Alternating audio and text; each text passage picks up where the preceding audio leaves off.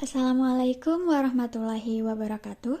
Perkenalkan, nama saya Salma Salsabila dengan NIM 2301305. Saya di sini dari program studi gizi dan akan berbagi ilmu mengenai sumber historis, yuridis, dan sosiologis Pancasila sebagai sistem etika. Yang pertama, sumber historis. Pada zaman Orde Lama, Pancasila sebagai sistem etika masih berbentuk sebagai filosofis Grundlag atau Weltanschauung, artinya nilai-nilai Pancasila belum ditegaskan ke dalam sistem etika, tetapi nilai-nilai moral telah terdapat pandangan hidup masyarakat. Masyarakat dalam masa Orde Lama telah mengenal nilai-nilai kemandirian bangsa yang oleh Presiden Soekarno disebut dengan istilah berdikari atau berdiri di atas kaki sendiri. Pada zaman Orde Baru, Pancasila sebagai sistem etika disosialisasikan melalui penataran P4 dan diinstitusionalkan dalam wadah BP7. Ada banyak butir Pancasila yang dijabarkan dari kelima sila Pancasila sebagai hasil temuan dari para peneliti BP7.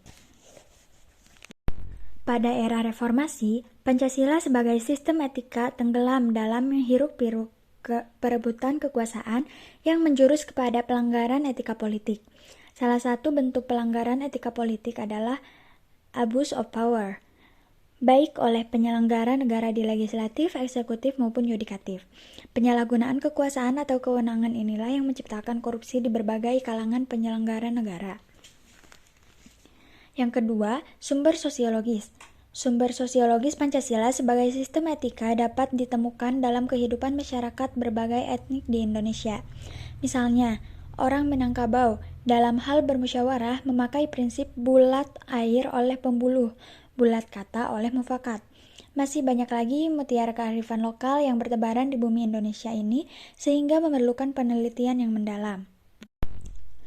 Yang ketiga, sumber politis. Sumber politis Pancasila sebagai sistem etika terdapat dalam norma-norma dasar sebagai sumber penyusunan berbagai peraturan perundang-undangan di Indonesia. Hans Kelsen mengatakan bahwa teori hukum itu suatu norma yang berbentuk piramida. Norma yang lebih rendah memperoleh kekuatannya dari suatu norma yang lebih tinggi. Semakin tinggi suatu norma akan semakin abstrak sifatnya, dan sebaliknya, semakin rendah kedudukannya akan semakin konkret norma tersebut. Pancasila sebagai sistem etika merupakan norma tertinggi yang sifatnya abstrak, sedangkan perundang-undangan merupakan norma yang ada di bawahnya bersifat konkret.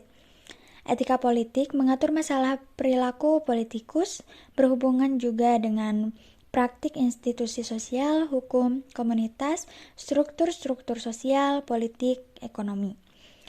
Etika politik memiliki 3 dimensi, yaitu tujuan, sarana, dan aksi politik itu sendiri.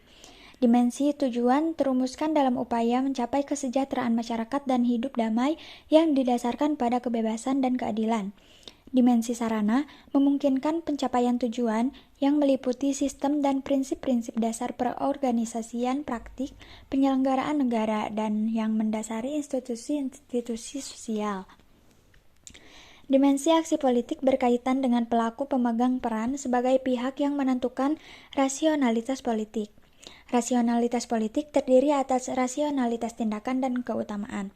Tindakan politik dinamakan rasional bila pelaku mempunyai orientasi situasi dan paham permasalahan. Sekian yang dapat saya sampaikan mengenai materi tersebut. Terima kasih atas perhatiannya.